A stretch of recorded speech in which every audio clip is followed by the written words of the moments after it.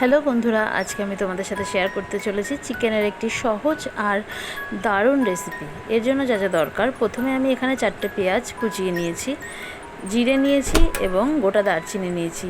সর্ষের তেল 2 টেবিল চামচ মতো দিয়ে তার মধ্যে ফোড়নটা দিয়ে দিলাম। দিয়ে এবার আমি পেঁয়াজগুলোকে পুরো ব্রাউন করে ভেজে নেব।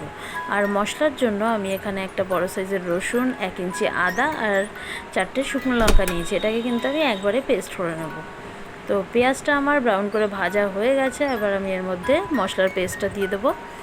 দিয়ে তার মধ্যে আমি 1 চামচ করে হলুদ গুঁড়ো, লঙ্কার গুঁড়ো আর নুন অ্যাড করব। এবার লঙ্কার গুঁড়োটা কিন্তু তোমরা নিশ্চয়ই ঝাল অনুযায়ী যে যেরকম ঝাল পছন্দ করো সেইভাবে অ্যাড করবে, যেহেতু প্রথমেই কিন্তু শুকনো লঙ্কা অ্যাড করা হয়েছে। আর এই পর্যায়ে কিন্তু আমি এর মধ্যে সামান্য জল অ্যাড করব, যাতে মশলাটা কোনোভাবেই কড়াইতে লেগে না যায় এবং সুন্দরভাবে কষা হয়।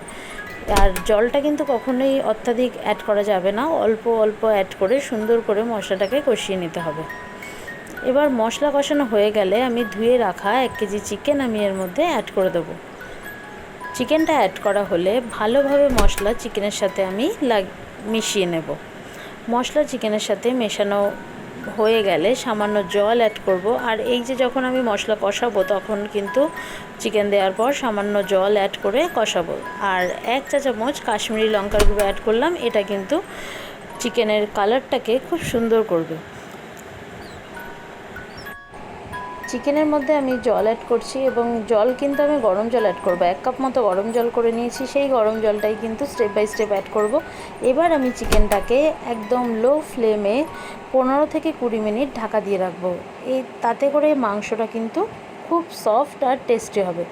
তো ঢাকা 15 মিনিট হয়ে যাওয়ার পর ঢাকা খুললাম, দেখি নাও মাংস উপরে তেল ভেসে উঠেছে। এবার জাস্ট আমি ফ্লেম অফ করে 5 মিনিট ঢাকা দিয়ে রাখবো। আর 5 মিনিট ঢাকা দিয়ে রাখলে পর মাংসের উপরে কিন্তু পুরো তেলটা উঠে আসবে এবং মাংসটা দেখতে খুব সুন্দর হবে।